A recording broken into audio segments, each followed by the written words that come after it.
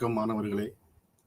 நாம் இன்று பார்க்க இருக்கும் பாடம் அழகு 14 திறன்களை மதிப்பிடுதல், அதாவது அசஸிங் தி எபிலிட்டிஸ். இந்த திறன்களை மதிப்பிடுதலில் நாம் பார்க்க இருப்பது திறன் என்றால் என்ன, அதாவது திறமை என்றால் என்ன, ஸ்கில்ஸ் சொல்லுவோம். ஸ்கில்ஸ் அதுவுமே ஒரு திறன் தான். அப்போ ஸ்கில்ஸ் அண்டு எபிலிட்டிஸ் அப்படின்னா என்ன, அதை எவ்வாறு மதிப்பீடு செய்வது என்பதை பற்றியான பாடம் நாம் பார்க்க இருப்ப பாடங்களில் முதன்மையானது திறன்களை மதிப்பிடுதல். அதில் திறன் அதாவது திறமை என்றால் என்ன அப்படின்னா, ஒரு குறிப்பிட்ட நேரம், ஒரு குறிப்பிட்ட நேரத்தில் ஒரு ஆற்றலை பயன்படுத்தி, ஒருத்தருடைய ஆற்றலை பயன்படுத்தி அல்லது இரண்டிலும் நல்ல செயல்பாட்டின் மூலம் உறுதியான முடிவுகளுடன் ஒரு செயலை செய்யும் திறன், ஒரு செயலை செய்யும் வேலை, ஒரு செயலை செய்யும் அந்த பொழுதானது திறன் என்று வரையறுக்கிறார்கள். அதாவது ஒரு குறிப்பிட்ட நேரத்தில், அந்த நேரத்தில் நீங்க எந்த மாதிரியான செயல்களை செய்கிறீங்க, உங்களுடைய ஆற்றல் எனர்ஜியை பயன்படுத்தி எவ்வாறு சிறப்பாக செய்கிறீர்கள் அப்படின்றத பொறுத்து நம்மளுடைய வேலைப்பாடு எந்த மாதிரி இருக்கிறது, எந்த அளவுக்கு நம்ம அச்சீவ் பண்றோம், அந்த திறன், அந்த நேரம் ரொம்ப முக்கியம். குறிப்பிட்ட நேரத்திற்குள் நம்மளுடைய அதிகபட்சமான ஆற்றலை பயன்படுத்தி நாம் செய்யக்கூடிய உறுதியான ஒரு நல்ல செயலுக்கு பேர் தான் திறன், அதாவது எபிலிட்டிஸ் அப்படின்னு சொல்றோம். இந்த எபிலிட்டிஸ்ன்றது என்ன சொல்றாங்க அப்படின்னா, பரம்பரையாக ஹெரிடேஜ் வரக்கூடிய ஒரு விஷயமாக பார்க்கப்படுகிறது. அப்ப திறன் என்பது பரம்பரையாக வரும் ஒரு தனி நபரின் பொதுவான உருவாக்கமாக நாம் இதை பார்க்கின்றோம். எபிலிட்டிஸ். அப்ப திறமைகள் ஒரு நபருக்கு ஒரு பணியை உயர் தரத்தில் செய்ய உதவுகின்றன. இது மாதிரி இந்த திறன்கள் என்னன்னா, ஒரு தனி நபர், ஒரு இண்டிவிஜுவல் பெர்சன் ஒரு ஹையர் லெவலுக்கு செல்வதற்கு திறன்கள் மிகவும் உறுதுணையாக இருக்கிறது. அதிக இலக்கு சார்ந்ததாகவும் இருக்கிறது. அப்ப திறன்களை விட ஸ்கில்ஸ், எபிலிட்டிஸை விட ஸ்கில்ஸ் என்பது நீடித்த ஒன்று, நிலையான ஒன்று. ஸ்கில்ஸ் எபிலிட்டிஸும் ஸ்கில்ஸும் நம்ம கம்பேர் பண்ற போது ஸ்கில்ஸ் தான் என்ன சொல்றாங்க அப்படின்னா, கண்டினியூவான ஒண்ணு, நீடித்த ஒண்ணு, ஸ்டேபிளான ஒரு விஷயம், கண்டினியூவா வரும். திறன் என்பது பரம்பரையாக வரக்கூடியது. ஆனால் ஸ்கில்ஸ் என்பது நாமளே கற்றுக்கொள்ளக்கூடிய ஒரு விஷயமாக பார்க்கிறோம். அப்ப ஒரு தனி நபரின் ஸ்கில்ஸை வெளிக்கொண்டு வர, அதாவது திறன்களை வெளிக்கொண்டு வர அவருடைய எபிலிட்டிஸ் என்பது முக்கிய அம்சமாக பார்க்கப்படுகிறது. இப்போ திறன் அப்படின்னா என்னன்னு பார்த்தோம் அப்படின்னா, ஒரு குறிப்பிட்ட நேரம், அந்த குறிப்பிட்ட நேரத்தில் அதிகபட்சமான அவர்களுடைய ஆற்றல், எனர்ஜியை பயன்படுத்தி ஒரு நல்ல செயலை செய்வதற்கு, ஒரு உறுதியான சில முடிவு எடுப்பதற்கு நாம் செய்யக்கூடிய செயலைத்தான் திறன் என்று கூறுகின்றோம். அப்ப ஸ்கில்ஸ்னா என்ன அப்படின்னா, ஒரு திறமை என்பது ஒரு குறிப்பிட்ட நேரம், அதே போல் அதுவும் ஒரு குறிப்பிட்ட நேரம், அதே போல் அதிகபட்சமான எனர்ஜி, அதே போல ஒரு நல்ல செயலை செய்வதற்கு ஒரு கற்றறிந்த திறன் ஆகும். அதுலேயேவும், அதாவது அந்த ஸ்கில் எபிலிட்டிஸ்லேயேவும் கொஞ்சம் மேம்பட்டு, கொஞ்சம் ஸ்டாண்டர்டைஸ் பண்ணக்கூடிய, கற்றறிந்து இதை செய்யலாமோ, எனர்ஜியை எதற்காக நாம் இதற்கு பயன்படுத்த வேண்டும் என்று ஒரு கற்றறிந்து, ஒரு லாஜிக்கா, இது இவ்வளவு பண்ணா போதும், இவ்வளவு வேலைகள் இதற்கு கொடுத்தால் போதும் என்று ஒரு லாஜிக்கா செய்யக்கூடிய பெயர் தான் ஸ்கில்ஸ். அப்போ திறன் என்பது ஒரு குறிப்பிட்ட நேரத்தில் ஒரு குறிப்பிட்ட ஆற்றலை பயன்படுத்தி ஒரு உறுதியான முடிவுடன் ஒரு செயலை செய்வது. ஸ்கில்ஸ் என்பது ஒரு குறிப்பிட்ட நேரத்தில் ஒரு ஆற்றலை பயன்படுத்தி அல்லது இரண்டிலும் செயல்பாட்டின் மூலம் உறுதியான முடிவுகளுடன் ஒரு செயலை செய்யும் கற்றறிந்த திறனாக நாம் இதை பார்க்கின்றோம். இப்போ இரண்டுக்குமான வேறுபாடு என்ன, difference between the abilities and skills, இரண்டுக்கும் வேறுபாடு என்ன அப்படின்னா, இப்ப எபிலிட்டி திறன்கள் மரபு ரீதியாக வரக்கூடிய ஒண்ணு. அப்ப எபிலிட்டிஸ் என்ன சொல்றாங்க அப்படின்னா, இன்ஹெரிட்டட், மரபு ரீதியாக தாத்தாவிற்கு உள்ளது அப்பாவிற்கு, அப்பாவிற்கு உள்ளது மகனுக்கு உள்ளது பேரனுக்கு, இப்படி மரபு ரீதியாக வரக்கூடிய ஒரு அந்த டிஎன்ஏ மூலமாக வரக்கூடிய ஒரு செயலைத்தான் வந்து எபிலிட்டிஸ் அப்படின்னு சொல்றாங்க. இது வந்து ஸ்கில்ஸ் கம்பேரிசன் ஸ்கில்ஸ் வந்து என்ன சொல்றாங்கன்னா மரபு ரீதியாக வரக்கூடிய ஒரு விஷயம் அல்ல. நாம் இடையில் நமக்கு வேண்டியவற்றை நாம் கற்றுக்கொள்ளக்கூடியது. அப்ப திறன்கள் என்பது கற்றுக்கொள்ளக்கூடியது, தேவைக்கு ஏற்பாறு போல் கற்றுக்கொள்ளக்கூடியது, வாய்ப்புகளுக்கு ஏற்றால் போல் கற்றுக்கொள்ளக்கூடியது. அப்ப ஸ்கில்ஸ் ஆர் லேர்ன்டு. அப்ப எபிலிட்டிஸ் வந்து இன்ஹெரிட்டட் அப்படின்னு சொல்றாங்க. அடுத்து எபிலிட்டியில திறன்கள் செயல்திறனின் உயர்நிலைக்கு வழிவகுக்காது. எபிலிட்டிஸ் வந்து என்ன அப்படின்னா, என்னதான் நீங்க மரபு ரீதியா வந்தாலும், என்னதான் தாத்தாவுக்கு இருந்து, அப்பாவுக்கு இருந்து, மகனுக்கு இருந்து, பேரனுக்கு இருந்து, அடுத்து கொள்ளு பேரனுக்கு இருந்து, இப்படி மரபு ரீதியா வந்து கொண்டே இருந்தாலும் அது வந்து காலப்போக்கில் அது என்ன ஆயிரும் அப்படின்னா உங்களை ஒரு ஹையர் லெவலுக்கு கொண்டு வராது, ஒரு பெரிய இடத்திற்கு உங்களை ஐடென்டிஃபை பண்ணாது எபிலிட்டி என்பது. ஆனால் திறன் என்பது ஸ்கில்ஸ் என்பது என்ன அப்படின்னா நீங்களா கற்றுக்கொண்ட ஒரு விஷயம். இது வந்து என்ன அப்படின்னா இது கம்ப்ளீட்டா வந்து உங்களை ஹையர் லெவலுக்கு கொண்டு போகும். உங்களுடைய பெர்ஃபார்மன்ஸ் என்னவோ அந்த லெவலுக்கு கொண்டு போகும். அப்ப எபிலிட்டிஸ் வந்து என்ன சொல்றாங்கன்னா abilities may not necessarily lead to higher level of performance. May not necessarily lead to higher level of performance. ஆனா இங்க skills lead to higher level of performance. அப்ப எபிலிட்டிஸை விட ஸ்கில்ஸ் தான் வந்து ஒரு முக்கியமான ஒரு பொருளாக பார்க்கப்படுகிறது, ஒரு திறமையாக பார்க்கப்படுகிறது. அடுத்து எபிலிட்டிஸ்ல திறன்கள், அதாவது எபிலிட்டி மிகவும் நிலையானவை மற்றும் நீடித்தவை நம்ம பார்த்துட்டோம். அப்ப abilities are much stable and enduring. ஸ்டேபிளா இருக்கும், நீடித்திருக்கும், இது எபிலிட்டிஸ். ஆனா இதுல skills are not much stable and enduring. ஏன்னா இது வந்து நிலையா இருக்கும், நீடித்திருக்கும், காலப்போக்குல மாறிக்கொண்டே இருக்கிறதுனால நம்ம அதுல இருந்து இன்னும் மேம்பட்டு கொண்டே இருப்போம். ஸ்கில்ஸை வந்து மேம்பட்டு கொண்டே இருப்போம். எபிலிட்டிஸ் வந்து நிலையா இருக்கும், நமக்கு இது தெரியும், நமக்கு செல்போனை ஆப்ரேட் பண்ண தெரியும். ஆனா அட்வான்ஸ் வெர்ஷன் வந்துச்சுன்னா அதை எப்படி ஆப்ரேட் பண்ணணும் அப்படின்னா நீங்க ஸ்கில்ஸ் வேணும். ஓல்டு வெர்ஷன் நம்ம அது பயன்படுத்த தெரியும் எல்லாருக்கும் இதுல செல்போன்ல அதுல. ஆனா அந்த அட்வான்ஸ் வெர்ஷன் வர வர வர நம்ம அதுல ஒரு ஸ்கில்லை பயன்படுத்தி நம்ம அதை கற்றுக்கொண்டால் மட்டும்தான் நம்ம ஸ்டேபிளா இருக்கும், எண்டூரிங்கா இருக்கும், இன்னும் மேல மேல போக முடியும். அப்ப இது வந்து abilities are much stable and enduring, but skills are not much stable and எண்டூரிங்.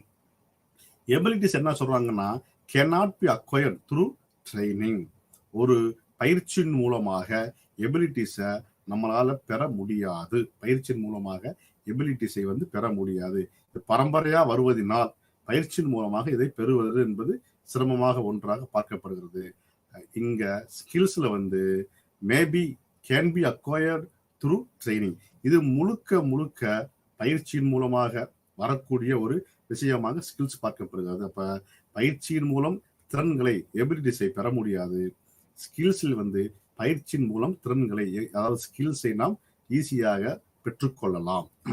இதுதான் வந்து இரண்டுக்குமான வித்தியாசம். என்னன்னா எபிலிட்டிஸ்ல வந்து ஃபர்ஸ்ட் எபிலிட்டிஸ் ஆர் இன்ஹெரிட்டட், பரம்பரை மரபு ரீதியாக பரம்பரையாக வரக்கூடிய ஒரு விஷயம். ஸ்கில்ஸ் என்பது லேர்ன்ட், நாம் படித்துக் கொள்வது, நாம் பயிற்சியின் மூலம் பெற்றுக்கொள்ள ஒரு விஷயம். இதுல abilities are may not necessary lead to higher level of performance. ஆனால் ஸ்கில்ஸ் என்பது lead to higher level of performance கொண்டுட்டு போகும். இதுல எபிலிட்டிஸ் வந்து நீடித்திருக்கும், நிலையாக இருக்கும். ஸ்கில்ஸ் வந்து நீடித்திருக்காது, நிலையாக இருக்காது. ஆனால் அதை விட நமக்கு திறமை குறையாது. திறமை குறைவதற்கான வாய்ப்புகள் குறைய வாய்ப்பு இருக்கிறது. ஆனால் வாய்ப்புகள் என்பது மிக மிக ஒரு கம்மியான ஒரு விஷயங்கள். அடுத்து இது வந்து ட்ரைனிங் மூலமாக, பயிற்சியின் மூலமாக எபிலிட்டிஸை நாம் வளர்க்க முடியாது. ஏனென்றால் அது பரம்பரையாக வரக்கூடியது. இதுல ஸ்கில்ஸ்ல வந்து பயிற்சியின் மூலமாக நாம் பெற்றுக்கொள்ளலாம் திறமைகளை. அடுத்து திறன்களின் வகைகள் என்னென்ன வகைகள் இருக்கு, அதாவது ஸ்கில்ஸோ இல்லை எபிலிட்டிஸோ இருக்கு அப்படின்னா, ஃபர்ஸ்ட் திறன்கள் என்பதை நாம் எவ்வாறு சொல்லுகிறோம் அப்படின்னா முழுமையான வளர்ச்சி, ஒரு மனிதனுடைய முழுமையான வளர்ச்சி. முழுமையான வளர்ச்சி என்பது மன வளர்ச்சி, மனது முழுமையாக இருக்க வேண்டும். அதாவது மனது என்று நாம் இங்க என்ன சொல்றோம் அப்படின்னா மெண்டல், அதாவது மைண்ட், மன வளர்ச்சி முழுமையாக இருக்க வேண்டும். அந்த வயதிற்கு ஏற்றாற் போல் ஒரு 20 வயது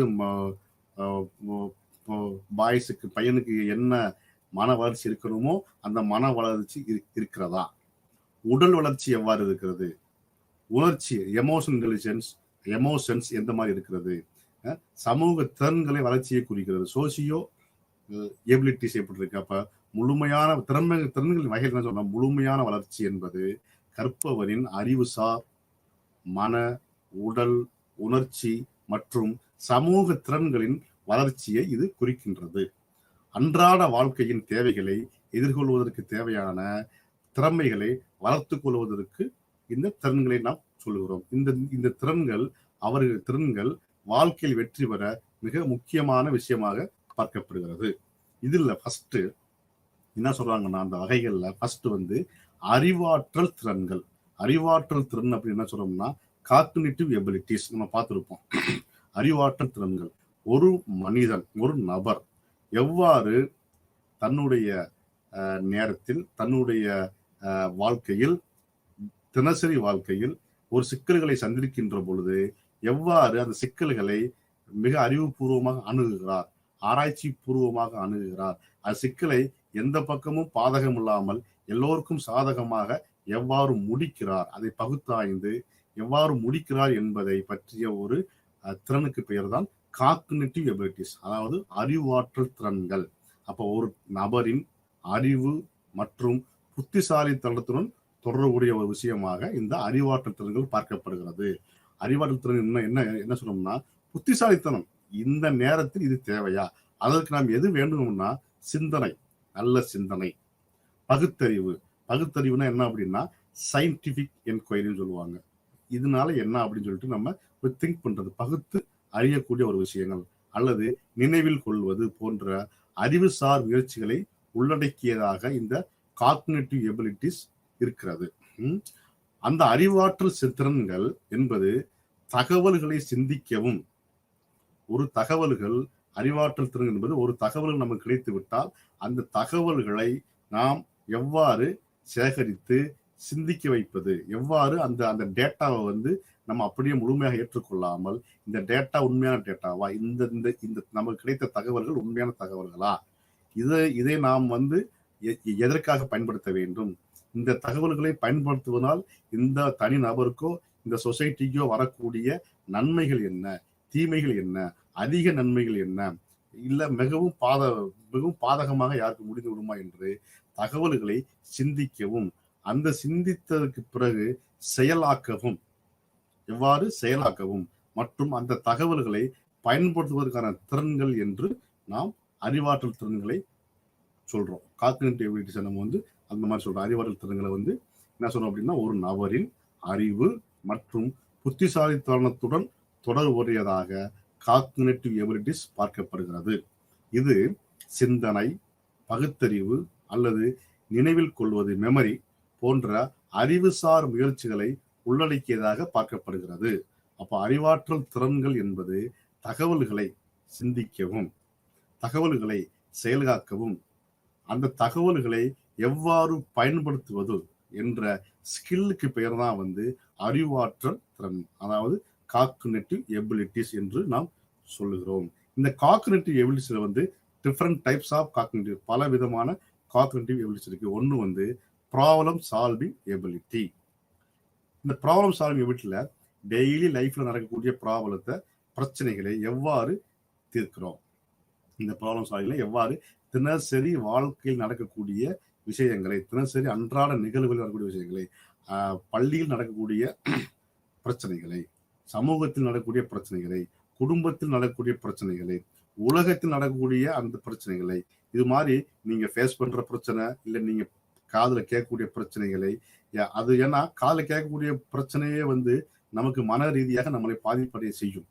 அப்போ இந்த மாதிரி நேரங்கள்ல நம்ம எவ்வாறு ஒரு சொல்யூஷன் கொடுக்கிறோம், எவ்வாறு அதை நம்ம எடுத்துக்கொள்கிறோம், எவ்வாறு இது மற்றவர்களுக்கு நாம் கொண்டு செல்கிறோம், எந்த பிரச்சனையும் இல்லாம. அப்போ காக்னிட்டிவ் எபிலிட்டிஸ் அறிவாற்றல் திறன் ரொம்ப முக்கியமானது ப்ராப்ளம் சால்விங், பிரச்சனை தீர்க்கக்கூடிய ஒரு எபிலிட்டி, எவ்வாறு அதை பிரச்சனை தீர்க்கிறது அப்படின்னு. அடுத்து திங்கிங். திங்கிங் ரொம்ப முக்கியமான ஒரு காக்னிட்டிவ் எபிலிட்டிஸாக பார்க்கப்படுகிறது. Mathematical thinking, scientific thinking, positive thinking, negative thinking, இந்த மாதிரி திங்கிங்ல நம்ம பல விதமான திங்கிங் இருக்கு. அதாவது யோசனைகள் இருக்கு. அதுல வந்து பார்த்தோம்னா பாசிட்டிவ் திங்கிங்கை வந்து எந்த அளவுக்கு நம்ம வளர்க்கணும். ஏன்னா நிறைய வந்து நம்ம சுற்றிலும் எப்பவுமே வந்து என்ன சொல்றாங்கன்னா ஒரு பாசிட்டிவ் வைப்ரேஷன் வச்சுக்கிறணும். பாசிட்டிவ் திங்கிங் வந்து மிக முக்கியமாக பார்க்கப்படுகிறது. ஏன்னா எந்த ஒரு விஷயத்திலையுமே இப்போ இந்த டெக்னாலஜிக்கல் வேர்ல்டுல மனிதர்களுடன் நம்ம அப்போ முன்னாடி கிளாஸ்ல சொன்ன மாதிரி மனிதர்களுடன் யாருமே வந்து அதிகமாக செலவிடுவதற்கு தயாராக இல்லை. எல்லாருமே வந்து இயந்திரத்துடன் தான் செயல்பட்டு கொண்டிருக்கிறோம். அதாவது அந்த மெஷினோட, செல்போனோட, கம்ப்யூட்டரோட இதுல தான் நம்ம வந்து பேசிக்கிட்டு இருக்கிறோம், பழகிட்டு இருக்கிறோம். அப்போ நமக்கு சுற்றி வந்து மனிதர்கள்கிட்ட வந்து இப்போ ஒரு பாசிட்டிவ் வைப்ரேஷன் வளர்க்கணும் அப்படின்னா நம்ம அந்த மெஷின்லாம் ஓரமாக வச்சுட்டு மனிதர்களோட பேசணும். அப்போ ஒரு பாசிட்டிவ் எண்ணங்களை வளர்க்கணும், நல்ல செயல்களை செய்வதற்கு ஒன்று கூடி வளர்க்கணும். அப்போ பாசிட்டிவ் திங்கிங், நெகட்டிவ் திங்கிங்கை வந்து எராடிகேட் பண்ணணும். எந்த ஒரு விஷயத்தையுமே வந்து முன் முன் முன் யோசனை செய்து உடனடியாக செய்து விடாமல் முன் யோசனை செய்து இறங்கி அதை நாம் செய்ய வேண்டும். அதற்கு வந்து சயின்டிபிக் திங்கிங், மேத்தமெட்டிக்கல் திங்கிங் இந்த மாதிரி சொல்றாங்க. அப்போ இந்த திங்கிங் வந்து மிக முக்கியமான ஒரு பொருளாக, ஒரு முக்கியமான ஒரு கூறாக இந்த அறிவாற்றல் திறன்கள்ல, காக்னிட்டிவ் எபிலிட்டிஸ்ல பார்க்கப்படுகிறது. அடுத்து ரீசனிங் எபிலிட்டிஸ் சொல்லுவாங்க. ரீசனிங் காரணம் என்ன, ஏன் இதை செய்யணும், எதற்காக செய்ய வேண்டும், இதை செய்தா என்ன நடக்கும், அப்ப ரீசனிங் என்ன, அந்த மாதிரி அந்த ரீசனிங் திங்கிங். அது காம்ப்ரிஹென்ஷன் வெரி இம்பார்ட்டன்ட். காம்ப்ரிஹென்ஷன் ஒன்று. இந்த விஷயத்தை நாம் வந்து எந்த மாதிரி வந்து காம்ப்ளிகேட் பண்றது, எப்படி வந்து இதை பிரச்சனை இல்லாம முடிப்பது என்று காம்ப்ரிஹென்ஷன் ஸ்கில்ஸ். அடுத்து இது எல்லாத்தையும் விட ஓவரால் இன்டெலிஜென்ஸ், நம்மளுடைய ஒட்டுமொத்த நுண்ணறிவை பயன்படுத்தி இந்த காக்னிட்டிவ் எபிலிட்டிஸ் வந்து வளர்க்கக்கூடியதாக சொல்றாங்க. ஓவரால் இன்டெலிஜென்ஸ் தான். ஓவரால் இன்டெலிஜென்ஸ்னா அதுல எமோஷனல் இன்டெலிஜென்ஸ், ஸ்பைட்டல் இன்டெலிஜென்ஸ், இந்த மாதிரி நிறைய இன்டெலிஜென்ஸ் இருக்கு.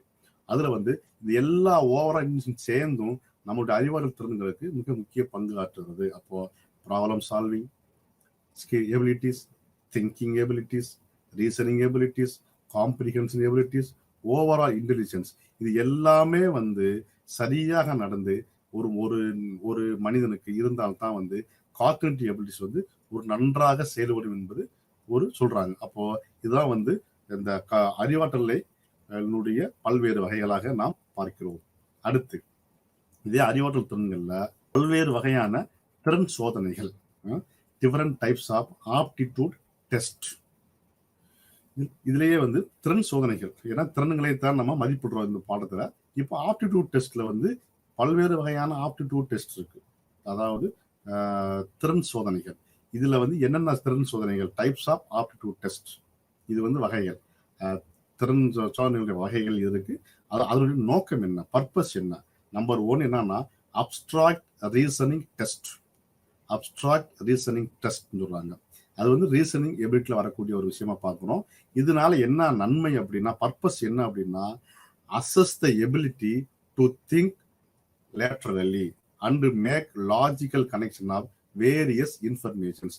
நமக்கு பல கோணங்கள் இருந்து, பல மனிதர்களிடமிருந்து, சமூகத்தினுடைய பல ஆங்கிள் இருந்து நமக்கு பல விஷயங்கள் வரும். அது எல்லாத்தையுமே நம்ம வந்து பொருத்தி பார்த்து அதுக்கு ஒரு நம்ம ப்ரிடிக்ட் பண்ணக்கூடிய ஒரு விஷயங்கள், இதனால வரக்கூடிய நன்மைகள் என்ன அப்படின்னு நம்ம ஒரு அசஸ் பண்ணுவது, அந்த எபிலிட்டியை நாம் வளர்த்துக் கொள்வது, இதுக்கு பேர் தான் வந்து அப்ஸ்ட்ராக்ட் ரீசனிங் டெஸ்ட். இது வந்து ஒரு திறன் சோதனை முக்கிய ஒரு சோதனையாக பார்க்கிறோம். ஆப்டிடியூட் டெஸ்ட்ல வந்து முக்கிய சோதனையாக பார்க்கிறோம். Assess the ability to think laterally and to make logical connection of various informations. பல தகவல்களை எப்படி நம்ம வந்து லாஜிக்கா கனெக்ட் பண்ணி நம்ம ஒரு பிரச்சனைக்கு, ஒரு விஷயத்திற்கு நாம் தீர்வு சொல்லுகிறோம் என்பதுதான் வந்து அப்ஸ்ட்ராக்ட் ரீசனிங் டெஸ்ட். அடுத்து நம்பர் 2 வந்து ஸ்பைட்டல் ரீசனிங் டெஸ்ட். அதனுடைய நோக்கம் என்ன அப்படின்னா, assess the ability to understand and visualise and objects, spatial distribution and movement.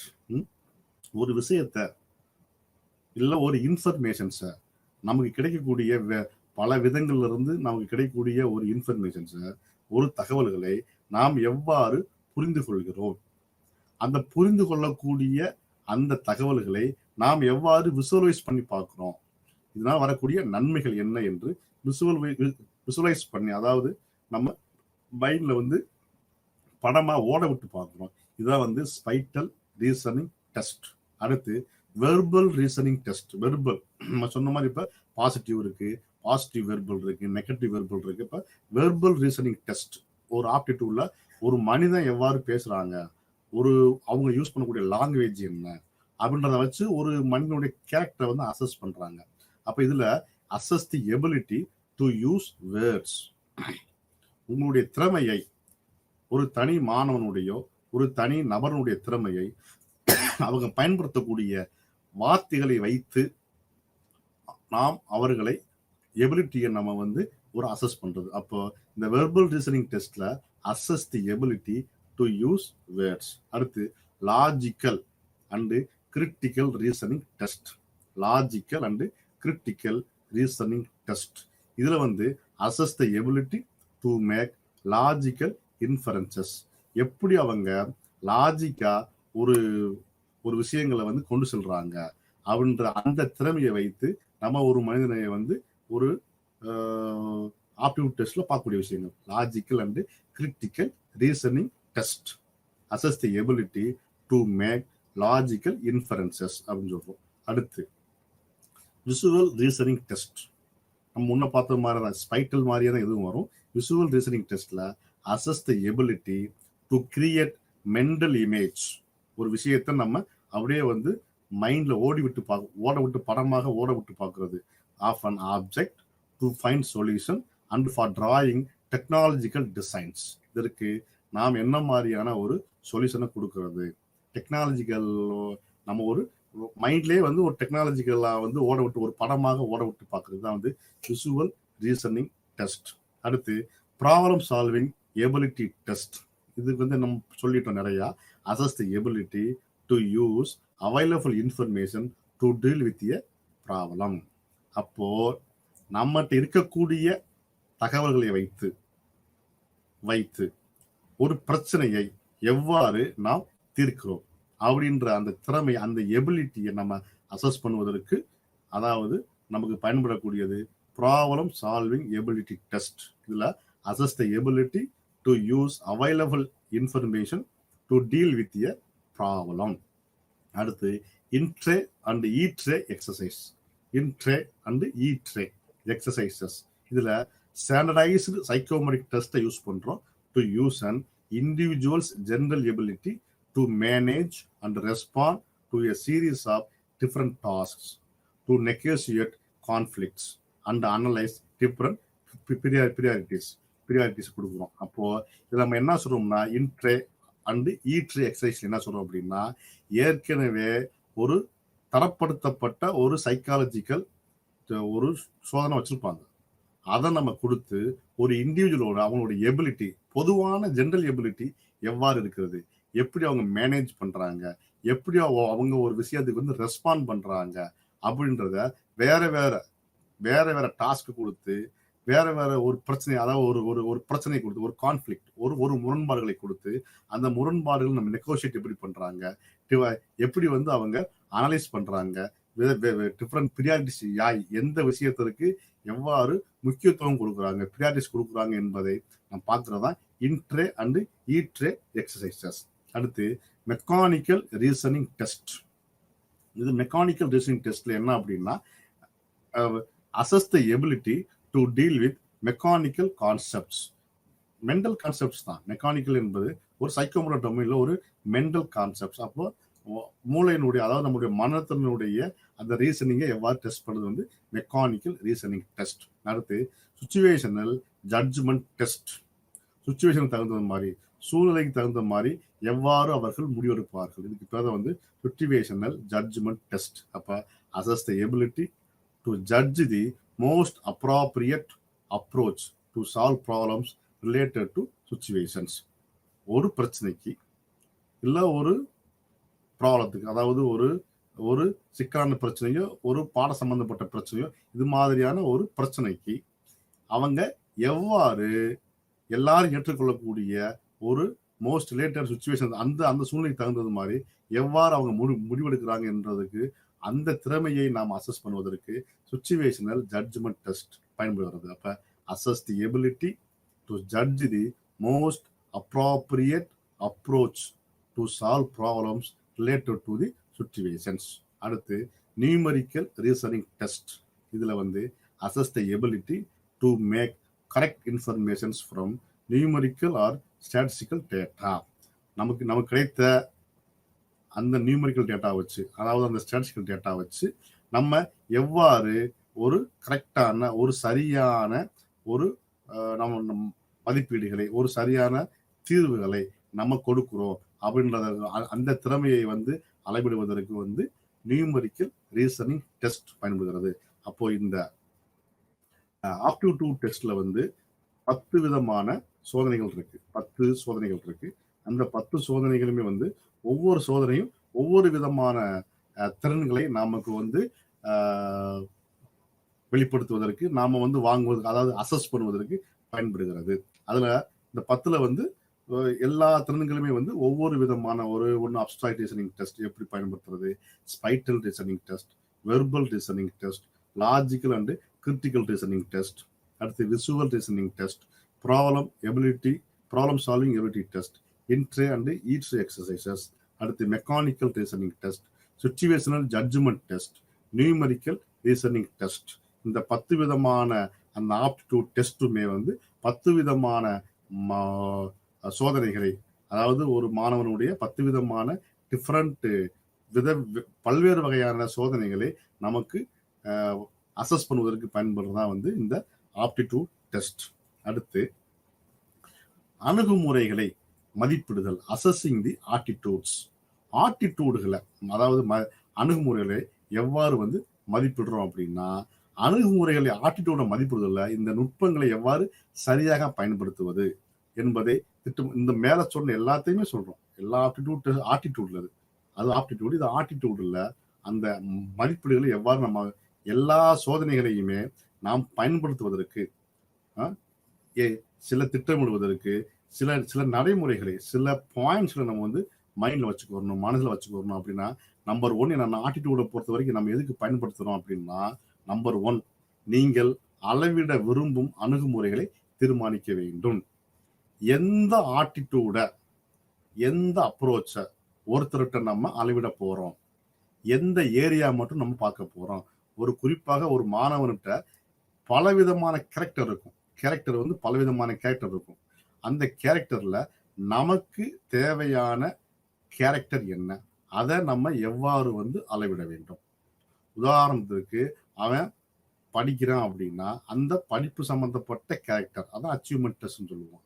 இல்லை உதாரணத்துக்கு அவன் வந்து கோவப்படுறான், அடிக்கடி கோவப்படுறான், அப்போ நமக்கு அதுக்கு வந்து எமோஷனலா எப்படி அவன் வந்து இன்டெலிஜென்ஸா இருக்கிறான், எமோஷனலை எவ்வாறு அவன் கண்ட்ரோல் பண்ணணும், இல்லை எமோஷன் எப்படி ஆகிறான். எமோஷன்ஸ்க்கு ஒரு டெஸ்ட், எமோஷனல் இன்டெலிஜென்ஸ் டெஸ்ட், இது எல்லாம் சேர்த்து எல்லா விதமானது வந்து ஒரு பெர்சனாலிட்டி டெஸ்ட். இல்லை அவனுடைய ஒரு மாணவனுடைய கிரியேட்டிவிட்டி எவ்வாறு இருக்கு, கிரிட்டிக்கல் திங்கிங் எவ்வாறு இருக்கு, கோஆபரேஷன் ஸ்கில் எப்படி இருக்கு, அட்ஜஸ்ட்மெண்ட் ஸ்கில் எப்படி இருக்கு, மற்ற மாணவர்களோட இன்டெலிஜென்ஸ் எப்படி இருக்கு அப்படின்னு பார்க்க. அப்ப நம்ம இந்த ஆட்டிடியூட்ல நிறைய விஷயங்கள் இருக்கு. ஒரு மனிதனுக்கு நிறைய விஷயங்கள் இருக்கு. எப்போவெல்லாம் அவன் தூங்குறான், எந்த பாடத்துக்கு அவன் தூங்குறான், சயின்ஸுக்கு தூங்குறானா, பாடம் நடத்தும் போது மேத்ஸுக்கு தூங்குறானா, இல்லை எதுக்குமே தூங்காம இருக்கானா, எங்க லேசியா இருக்கிறான், ஸ்போர்ட்ஸ்ல அவன் எந்த மாதிரி இருக்கிறான், இப்படி நம்ம பல டிஃப்ரெண்ட் டைப்ஸ் ஆஃப் இது இருக்கு. நம்ம பார்க்கலாம் ஒரு மாணவனை பல்வேறு கோணங்கள்ல இருந்து நம்ம பார்க்கலாம். நம்ம அளவிடக்கூடிய, நம்ம டெஸ்ட் பண்ணக்கூடிய ஆட்டிடியூட் என்ன, அதை ஃபர்ஸ்ட் நம்ம வந்து ஃபிக்ஸ் பண்ணிக்கணும். ஏன்னா எல்லாத்தையுமே பார்க்கறது ரொம்ப கடினம். இப்போ நம்ம ஃபர்ஸ்ட் எந்த ஏரியாவை நம்ம பார்க்க போறோம், அதான் வந்து எந்த ரிசர்ச், எந்த ஏரியா ஹெட்டிங் என்ன, அடுத்து அந்த ஏரியாவுக்கு நம்ம அந்த பார்க்க போற அந்த ரிசர்ச்சுக்கு தகுந்த மாதிரியான கேள்விகளை தயார்படுத்த வேண்டும். அந்த என்ன மாதிரியான கேள்வி தயார்படுத்துறது, அப்சர்வேஷனா ஒரு சின்ன குழந்தைகளுக்கு வந்து நம்ம கேள்விகளை கொடுத்து வாங்க முடியாது. அப்போ ஒரு அப்சர்வேஷன், இல்ல நான் அப்சர்வேஷன் மாதிரி நம்ம வெளியே ஒரு சர்வே மாதிரி நம்ம பண்ணோம் அப்படின்னா அதற்கு என்ன மாதிரியான கேள்விகளை தயார்படுத்த வேண்டும். அந்த தயார்படுத்தப்பட்ட கேள்விகளை நம்ம என்ன பண்ணோம் அப்படின்னா அதே ஈக்குவலான ஒரு குரூப் மாணவர்கள்ட்ட கொடுத்து அது உங்களுக்கு புரியுதா, கிராமர் புரியுதா, சென்டென்ஸ் பேட்டர்ன் கரெக்டா இருக்கா, இல்ல நாங்க எழுதின எல்லாமே வந்து இந்த இந்த கேள்விகள் அனைத்துமே வந்து நீங்க டெய்லி பயன்படுத்தக்கூடிய செயல்கள் இருந்து நம்ம கேட்டுக்கிறோமா, இல்ல அவுட் ஆஃப் தி வேல போய் கேட்டிருக்கிறோமா, இதை கொடுத்தா உங்களுக்கு புரியுதா அப்படின்றத நம்ம என்ன அப்படின்னா தரப்படுத்த வேண்டும். அதாவது ஸ்டாண்டர்டைஸ் பண்ணணும். அதுக்கு தான் இது வந்து ரிலையபிலிட்டி, வேலிடிட்டின்னு சொல்லுவாங்க. நம்பகத்தன்மையா இருக்கா, வேலிடா இருக்கா, இந்த கேள்விகள் வந்து வேலிடா இருக்கான்னு சொல்லுவாங்க. அப்போ அந்த வேலிடான ஒரு ரிலையபிளான அந்த தரப்படுத்தப்பட்ட அந்த ஒரு கொஸ்டினரை, அதாவது கேள்வித்தாளை தயார்படுத்தின பின்னாடிதான் நம்ம வந்து ஒரு மாணவனிடம் போய் அவனுடைய ஆட்டிடியூடை வந்து செக் பண்ண போறோம். அப்போ நம்ம ஆட்டிடியூடுக்கு வந்து பலவிதமான தலைப்புல நம்ம இது இருக்கும். அதை நம்ம பார்க்கக்கூடிய என்ன நம்ம என்னதை வந்து மைண்ட்ல ஃபிக்ஸ் பண்ணிக்கணும்னா, நீங்கள் அதாவது இன்வெஸ்டிகேட்டரா நம்ம அளவிட விரும்பும் அணுகுமுறைகளை ஃபர்ஸ்ட் தீர்மானித்துக் கொள்ள வேண்டும். அந்த அந்த அளவிட விரும்பும் அணுகுமுறைக்கு ஏற்றாற் போல கேள்வித்தாள்களை தயார்படுத்திக் கொள்ள வேண்டும்.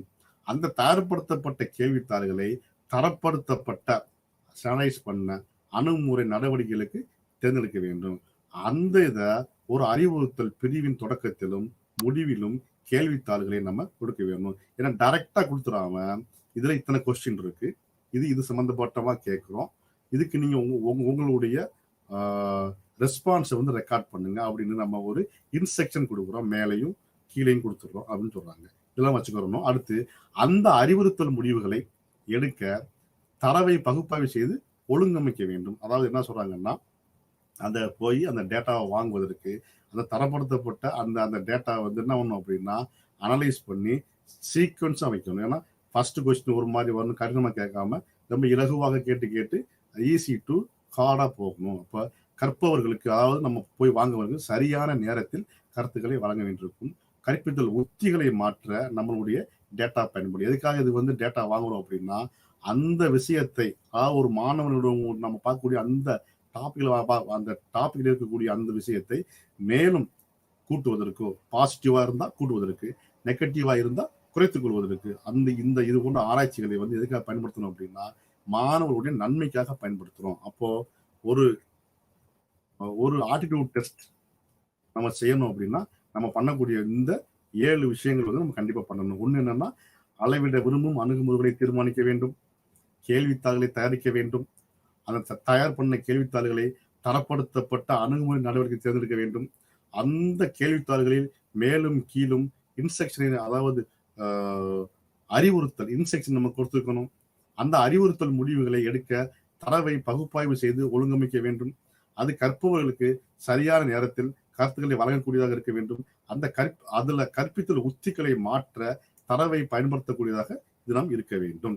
அடுத்து என்னென்ன மாதிரியான நம்ம பார்க்கலாம் அப்படின்னா, for example, suppose you want to assess learners attitude toward the classroom life, you may include the following criteria in your questionnaire. உதாரணத்துக்கு வந்து என்ன அப்படின்னா, கிளாஸ் ரூம் லைஃப்ல ஒரு லேர்னர், ஒரு கற்பவர், ஒரு மாணவனுடைய கிளாஸ் ரூம் லைஃப் பற்றியான ஆட்டிடியூட் என்ன, வகுப்பறை வாழ்க்கை, வகுப்பறையை பற்றியான ஒரு மாணவனுடைய இது என்ன அப்படின்னா, என்ன மாதிரியான கேள்வித்தாளை, என்ன மாதிரியான கொஸ்டினரை நம்ம வந்து கிரைட்டீரியா நம்ம ஃபாலோ பண்ணோம் அப்படின்னா, ஃபர்ஸ்ட் வந்து பாசிட்டிவ் கோல் இன்டர்டிபெண்டன்ஸ்.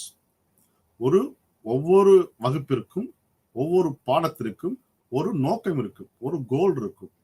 அந்த கோல்ல வந்து அவங்க இன்டர்டிபெண்டன்ஸா, அதாவது இன்டர்டிபெண்டன்ஸ், நம்ம மற்றவர்களை ஆசிரியரை சார்ந்து இல்ல மாணவர்களை சார்ந்து இல்ல நமக்கு நாம இந்த மாதிரி கோல்களை வந்து எவ்வாறு அவங்க பாசிட்டிவா எடுத்துக்கிறாங்க, அந்த கிரைட்டீரியா நம்ம பார்க்கிறோம். இது வந்து பாசிட்டிவ் ஆஸ்பெக்ட்ல போகக்கூடியது. அப்ப பாசிட்டிவ் கோல் இன்டர்டிபெண்டன்ஸ். அந்த பாசிட்டிவ் கோலை, நம்ம அந்த குறிக்கோள்களை நாம் வந்து அச்சீவ் பண்ணுவதற்கு, நாம் அடைவதற்கு டீச்சரோட சப்போர்ட் என்ன, ஆசிரியனுடைய அகாடமிக் சப்போர்ட் என்ன, அகாடமிக்கா அவர் எப்படி சொல்லி தர்றாரு, அவர் புரியுற மாதிரி சொல்லி தர்றாரா, இல்ல ரொம்ப ஹார்டான சப்ஜெக்டை வந்து லைட்டா விட்டுட்டு போயிடுறாரா, நம்மளே படிச்சுக்கிற மாதிரி இருக்கா.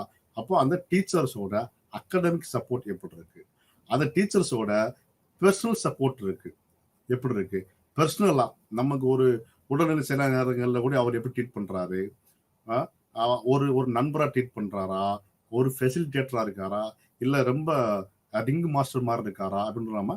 அப்போ பாசிட்டிவ் கோர் இன்டர்டிபெண்டன்ஸுக்கு வந்து அந்த கோர் அச்சீவ் பண்றதுக்கு டீச்சர்ஸோட அகாடமிக் சப்போர்ட் எந்த மாதிரி இருக்கு, டீச்சர்ஸோட பர்சனல் சப்போர்ட் எந்த மாதிரி இருக்கு, மற்ற மாணவர்களுடைய துணை எப்படி இருக்கு, பியர் சப்போர்ட், வகுப்பறையினுடைய மற்ற மாணவர்களுடைய துணை எவ்வாறு இருக்கிறது, ஹெல்ப் எப்படி இருக்கு, லேர்னிங் என்விரான்மெண்ட் எப்படி இருக்கு. இது ரொம்ப முக்கியம். நல்ல ஆசிரியர்கள், நல்ல மாணவர்கள், நல்ல நண்பர்கள் எல்லாமே கிடைச்சா கூட அந்த இன்ஃப்ராஸ்ட்ரக்சர் லேர்னிங் என்விரான்மெண்ட் எப்படி இருக்கு, அது உண்மையிலேயே வந்து படிக்கக்கூடிய ஒன்றாக இருக்கிறதா, இல்ல நிறைய அந்த சிட்டிக்குள்ள அந்த டவுனுக்குள்ள உள்ள ஸ்கூல்ல பார்த்தோம்னா நிறைய வந்து டிராபிக்கா இருக்கும், அந்த ஆரன் சத்தம், பக்கத்துல உள்ள அந்த கடைகளுடைய சவுண்டு, இதெல்லாம் வந்து நம்ம டிஸ்டர்ப் பண்ணிட்டு இருக்கும். பக்கத்துல வந்து சினிமா தியேட்டர் இருந்துச்சுன்னா அது ரொம்ப டிஸ்டர்ப் பண்ணிட்டு இருக்கும். இல்ல பக்கத்துல ஒரு விசேஷத்துக்கு வந்து ஏதாவது அவங்க வேற ஏதாவது யூஸ் பண்ணியிருந்தாங்க, அந்த ஆடியோ வீடியோ யூஸ் பண்ணாங்கன்னா அது டிஸ்டர்பா இருக்கும். கிளாஸ் ரூம் பக்கத்து கிளாஸ்ல நடத்தக்கூடிய அந்த விஷயங்கள் வந்து இங்க கேட்டுட்டு இருக்கும். அந்த கிளாஸ்ல இருக்கக்கூடிய ஆசிரியருடைய அந்த சத்தம் கேட்காம இருக்கும். அப்ப லேர்னிங் என்விரான்மெண்ட் எப்படி இருக்கு, அதை பொறுத்தும் நம்மளுடைய கிளாஸ் ரூம் லைஃப் மாறும். அப்புறம் அகாடமிக் செல்ஃப் எஸ்டீம், செல்ஃபா அந்த மாணவர்களே எவ்வாறு அந்த கோலை ஓரியன்ட் பண்றதுக்கு, அந்த கோலை அச்சீவ் பண்றதுக்கு எவ்வாறு அவங்க வந்து தனக்கு தாமே வடிவமைத்து. அப்ப அகாடமிக் செல்ஃப் எஸ்டீம். டீச்சரோட டீச்சிங் ஸ்ட்ராட்டஜிஸ் எப்படி இருக்கு, கடினமான பகுதிகளுக்கு எவ்வாறு அவங்க டீச் பண்றாங்க, இலகுவான பகுதிகளுக்கு எவ்வாறு டீச் பண்றாங்க, எவ்வாறு கேள்வித்தாள்களை தயார் பண்ணுகிறார்கள், எவ்வாறு வந்து அவர்கள் அந்த டைம் எந்த மாதிரி யூஸ் பண்றாங்க, பசி நேரத்தில் யூஸ் பண்றாங்களா. அப்ப டீச்சிங் ஸ்ட்ராட்டஜிஸ், லெக்சர் மெத்தட் மட்டும் இல்லாம கம்ப்யூட்டர் யூஸ் பண்றாங்களா, ஐசிடி யூஸ் பண்றாங்களா, இல்ல மாடல்ஸ் மாதிரிகள் எது யூஸ் பண்றாங்களா. அப்ப டீச்சிங் ஸ்ட்ராட்டஜிஸ், பிளேவே மெத்தடு, இந்த மாதிரி பல மெத்தட் நமக்கு தெரியும், அதெல்லாம் யூஸ் பண்றாங்களா. அப்புறம் classroom climate, learning environment ஆகாது, அந்த கிளாஸ் ரூம்குள்ள உள்ள கிளைமேட் என்ன, மற்ற மாணவர்களுடைய மனநிலை என்ன, ஆசிரியருடைய மனநிலை என்ன, அந்த கிளாஸ் ரூம் எப்படி இருக்கு. அப்புறம் அசஸ்மெண்ட், ஃபேர் அசஸ்மெண்ட், ஒரு ஃபேவரட்டிசமா இல்லாம, பிடித்த மாணவர்களுக்கு போடாம, முகத்தை பார்த்து மார்க் போடாம, உண்மையான அந்த பேப்பருக்கு தகுந்த மாதிரியான அசஸ்மெண்ட் இருக்கா, மதிப்புகள் இருக்கா, கிளாஸ் ரூம் பொசிஷன் எப்படி இருக்கு, ஏலியனேஷன் எப்படி இருக்கு, இது எல்லாம் பார்த்து தான் வந்து ஒரு மாணவருடைய ஒரு லேர்னருடைய கிளாஸ் ரூம் லைஃப் வந்து நம்ம அசஸ் பண்ண முடியும். இது வந்து learners attitude toward the classroom life. இந்த கிளாஸ் ரூம் லைஃபுக்கு நம்ம பார்க்கக்கூடிய கிரைட்டீரியா, அதாவது ஆஸ்பெக்ட்ஸ் என்ன அப்படின்னா, positive core interdependence, teacher academic support, டீச்சரோட personal support, peer support, learning environment, academic self esteem, teaching strategies, classroom climate, fair assessment, classroom cohesion and alienation. இந்த மாதிரியான விஷயங்கள்லாம் நம்ம மனதில் வைத்து தான் வந்து ஒரு வகுப்பறையினுடைய கற்பவர்களுடைய மாணவர்களுடைய அந்த வகுப்பறை சூழலை நாம் கணக்கிட முடியும். இதே மாதிரி தான் இது வந்து வகுப்பறையில் சொல்றோம். இதே மாதிரி சொசைட்டில வேற பிரச்சனைகள், சமுதாயத்தில் நம்ம ஒரு ஆராய்ச்சிக்கு போறோம், பாப்புலேஷனை பத்தி எடுக்கிறோம், இல்லை அன்னைக்கு இருக்கக்கூடிய கரண்ட் ட்ரெண்ட்ஸை பத்தி ஒரு விஷயத்தை எடுக்கிறோம்னா அதை பல ஆஸ்பெக்ட் இருந்து பார்த்து இந்த மாதிரியான நம்ம ஆஸ்பெக்டை வந்து நம்ம கொண்டு வந்துக்கிறோம். அதாவது இந்த பல டைமென்ஷன்ல இருந்து பார்க்கக்கூடிய விஷயங்களை பார்த்துக்கிறோம். அடுத்து ஆளுமையை மதிப்பிடுதல். இப்போ நம்ம ஆப்டிடியூட் டெஸ்ட் பார்த்தோம், ஆட்டிடியூட் பார்த்தோம். இப்போ பெர்சனாலிட்டி, அசஸிங் தி பெர்சனாலிட்டி, ஒரு மனிதனுடைய பெர்சனாலிட்டியை நம்ம எவ்வாறு பார்க்கறது. அப்போ முதல்ல பெர்சனாலிட்டினா என்ன, what you mean by personality. அப்போ ஆளுமை என்பது என்ன அப்படின்னா, கிரே அப்படின்னு 1995 சொல்ற என்ன சொல்றாங்கன்னா, ஆளுமை என்பது ஒவ்வொரு நபரையும் தனிப்பட்ட நபராக காட்டும் ஒரு நிலை. ஆளுமைன்னு என்னன்னா, இண்டிவிஜுவலோட அந்த திறன். ஒரு குழுவா இருந்தாலும் உங்களை மட்டும் தனித்துவமாக காட்டக்கூடிய ஒரு விஷயத்துக்கு பேர் தான் பெர்சனாலிட்டி. அப்ப தனித்துவமான ஒரு விஷயத்தை நம்ம காட்டணும் அப்படின்னா நம்மளுடைய எபிலிட்டிஸை நம்ம எந்த அளவுக்கு யூஸ் பண்ணணும், ஒரு விஷயத்துல ஒரு பிரச்சனையில நம்மளுடைய தீர்வு என்ன, நம்மளுடைய அப்ரோச் எந்த மாதிரி இருந்துச்சு, நம்ம பிஹேவியர் எந்த மாதிரி இருந்துச்சு, நம்மளுடைய செயல் எந்த மாதிரி இருந்துச்சு, அந்த செயல் மற்றவர்களை விட காட்டிலும் வித்தியாசமாகவும் மற்றவர்களை காட்டிலும் புதுமையாகவும் மற்றவர்களை காட்டிலும் மிக குறுகிய நேரத்திலும் ரொம்ப ஸ்பீடா நம்ம செஞ்சுட்டோமா, இந்த இந்த விஷயங்களை தான் நம்ம என்ன சொல்றோம் அப்படின்னா ஆளுமைன்றோம். அந்த ஆளுமையை எவ்வாறு மதிப்பிடுவது?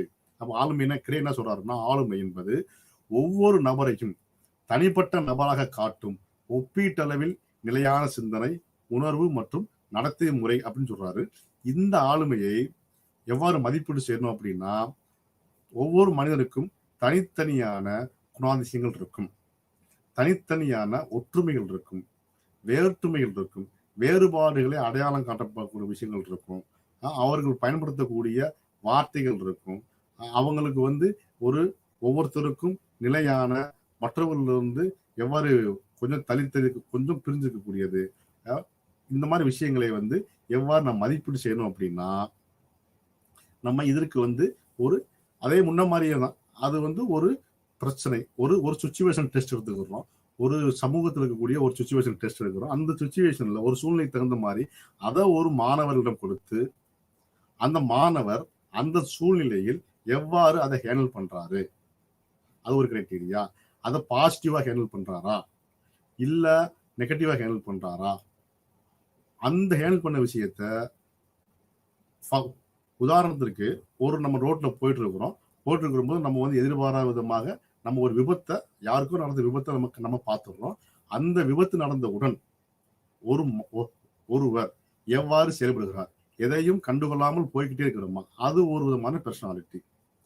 பார்த்து ஐயோ ரொம்ப விபத்தாயிருச்சு, ரொம்ப ரொம்ப ஆக்சிடென்ட் ஆயிடுச்சுன்னு சொல்லி கவலைப்பட்டுக்கிட்டு நின்றுகிட்டே இருக்கிறோமா, இல்ல உடனடியாக நம்ம ஆம்புலன்ஸ் போன் பண்ணி அதை வர வச்சு அவங்களுக்கு ஹெல்ப் பண்ணி அவங்களை ஹாஸ்பிட்டலில் சேர்த்து அவங்களுக்கு நம்மளால முடிஞ்ச உதவிகளை செய்து அதை கரெக்டா அந்த சட்டப்பூர்வமாக செய்து நம்ம ஏதோ ஒரு ஹெல்ப் பண்ணி வர்றோமா, இது ஒரு விதமான பர்சனாலிட்டி. இதுதான். அப்போ முதல் சொன்ன நபருடைய பர்சனாலிட்டி என்ன அப்படின்னா, போனா போது அவர் பாட்டுக்கு அவர் வேலையை பார்த்துட்டு இருக்காரு. ரெண்டாவது சொன்னவங்க பாக்குறாங்க, மனதளவுல கஷ்டப்படுறாங்க, ஆனா இறங்கி வேலை செய்யல. மூணாவது உள்ளவர் இறங்கி ஃபீல்டு வேலை செஞ்சு குறிப்பிட்ட நேரத்துல தன்னுடைய முழு திறனை பயன்படுத்தி வேகமா செயல்படுது, பல உயிர்களை காப்பாற்றுவது, இது ஒரு பர்சனாலிட்டி. அப்ப இந்த 3 விதமான பர்சனாலிட்டி. அப்ப 3க்கு ஒற்றுமை என்ன, 3 பேருக்குள்ள வேற்றுமை என்ன, அந்த 2 பேரை எவ்வாறு இன்னும் மேம்படுத்தி, வேறவங்க யாரும் ஆக்சிடென்ட் ஆயிட்டாங்க, நீங்க போயிட்டீங்க, அப்ப உங்க வீட்டிலேயோ உங்க நண்பர்களோ ஆனாங்கன்னா இப்படித்தான் போவீங்களா, இந்த மாதிரி நம்ம கொடுப்பது, சஜஷன் கொடுப்பது, இதுதான் ஆளுமையை நம்ம அசஸ் பண்ணக்கூடிய ஒரு கேரக்டர். அடுத்து இதுதான் இந்த இதுல tools for assessing personality self report inventories. அதாவது இந்த ஆளுமையை பயன்படுத்துவது சுய அறிக்கை சரக்குகள், சுய அறிக்கை செல்ஃப் ரிப்போர்ட் இன்வென்டரிஸ் சொல்லுவாங்க. இதுல இந்த செல்ஃப் ரிப்போர்ட் என்பது ஆளுமையை மதிப்பிடுவதற்கு பயன்படுத்தப்படும் ஒரு வகையான புறநிலை சோதனையாக பயன்படுவது. செல்ஃப் ரிப்போர்ட் நம்மளே சுயமாக ஒரு இதை கொடுத்து, ஒரு இன்வென்டரியை கொடுத்து நம்மளே அதை ஃபில் பண்றோம், ஒரு சுச்சுவேஷனை கொடுத்து பண்றோம். அப்ப அந்த சுச்சுவேஷன்ல அவங்களுடைய எண்ணங்கள் எப்படி இருக்கு, உணர்வுகள் எப்படி இருக்கு, அந்த தனி நபருடைய உளவியல் கோளாறுகள், சைக்காலஜிக்கல் பிரச்சனை என்ன, இதெல்லாம் மதிப்பிடுவதற்கு நம்ம ஃபர்ஸ்ட் என்ன பண்றோம்னா செல்ஃப் ரிப்போர்ட் இன்வென்டரிஸ் நம்ம கொடுத்துருவோம். அதுக்கப்புறம் அந்த செல்ஃப் ரிப்போர்ட் இன்வென்டரிஸ்லயே நம்ம என்ன பண்ணுவோம்னா ஆப்ஷன்ஸ் கொடுக்குறோம். அதாவது உருப்படிகள் சொல்லுவாங்க தமிழ்ல, ஆப்ஷன்ஸ். இதை நம்ம ஏத்துக்கிறேன். ஃபர்ஸ்ட் என்ன சொல்றோம்னா கடுமையாக உடன்படவில்லை, டிஸ்அக்ரி, ஸ்ட்ராங்லி டிஸ்அக்ரி, அதுக்கு ஒரு ஸ்கோர் கொடுக்குறோம் 1. அடுத்து டிஸ்அக்ரி 2, அதாவது உடன்படவில்லை. 3 அன்டிசைடட், நான் முடிவெடுக்கல. 4 அக்ரி, ஏற்றுக்கொள்கிறேன். 5 ஸ்ட்ராங்லி அக்ரி, இது முழுசா ஏற்றுக்கொள்கிறேன். இந்த மாதிரியான ஒரு கேள்விகளை அதாவது ரோட்டில் நான் போய்கொண்டிருக்கிற பொழுது விபத்தை நேரில் பார்த்து விட்டால் நான் உடனடியாக அவர்களுக்கு உதவி புரிவேன், என்னாலான உதவி புரிவேன். இது நம்ம ஆப்ஷன் என்ன போடுறோம்னா இதை நான் ஏற்றுக்கொள்ள மாட்டேன், கடுமையாக இது ஸ்ட்ராங்லி டிஸ்அக்ரி, நான் அந்த மாதிரி பண்ண மாட்டேன் அர்த்தம். டிஸ்அக்ரி, இது ஸ்ட்ராங்லி டிஸ்அக்ரி, இது டிஸ்அக்ரி. அடுத்து அன்டிசைடட், அந்த என்ன பண்ணுன்னு தெரியாம இருப்பாங்களா அவங்க. 3வது அவங்க ஏத்துக்கிறேன். 4வது ஸ்ட்ராங்லி அக்ரி. 5வது இது எல்லாமே ஆப்ஷன்ஸ் கொடுத்து இதே மாதிரி நிறைய விஷயங்கள், நிறைய கொஸ்டின்ஸை கொடுத்து அவங்க அசஸ் பண்றதா வந்து இந்த செல்ஃப் ரிப்போர்ட் யூனிவர்சிட்டியில் வரும். இது ஒரு விதமான tools for assessing the personality. அப்ப உருப்படிகள் 1 கடுமையாக உடன்படவில்லை. முதல் 5 மார்க் கொடுக்குறோம். எதுன்னா வலுவாக அதாவது ஸ்ட்ராங் அக்கறைக்கு 5 மார்க் கொடுக்குறோம். இதுதான் வந்து இது ஒரு விதமான செல்ஃப் ரிப்போர்ட் இன்வென்ட்ரிஸ். அடுத்து ப்ரொஜெக்டிவ் டெக்னிக்ஸ் சொல்லுவாங்க, திட்ட நுட்பங்கள். அந்த பர்சனாலிட்டியை நம்ம வந்து அசஸ் பண்றதுக்கு அடுத்து பாருங்க திட்ட நுட்பங்கள், ப்ரொஜெக்டிவ் டெக்னிக்ஸ். இந்த ப்ரொஜெக்டிவ் டெக்னிக்ஸ்னா என்ன அப்படின்னா, ஒரு தனிநபரின் எண்ணங்கள், அவங்களுடைய அச்சங்கள், அதாவது பயம், அவங்களுடைய ஆசைகள், அவங்களுடைய தேவைகள் மற்றும் மோதல்கள், இவர்களை மதிப்பிடுவதற்கு நம்ம என்ன பண்றோம் அப்படின்னா, ஒரு தெளிவற்ற படங்கள், அதாவது ஒரு இங்க் பிளாட் டெஸ்ட் சொல்லுவாங்க. ஒரு பேப்பர்ல இங்கை கொட்டி மைய கொட்டி அதை நீங்க பாருங்க, உங்க கண்ணில் என்ன தெரியுது. இப்போ வானத்துல மேக கூட்டங்களை பாருங்க, அது உங்களுக்கு என்ன தெரியுது? படம் மாதிரி தெரியுதா, கடவுள் மாதிரி தெரியுதா, இல்ல ஒரு மான் மாதிரி இருக்கா, இல்ல ஒரு பாட்டி வட சுடுற மாதிரி இருக்கா?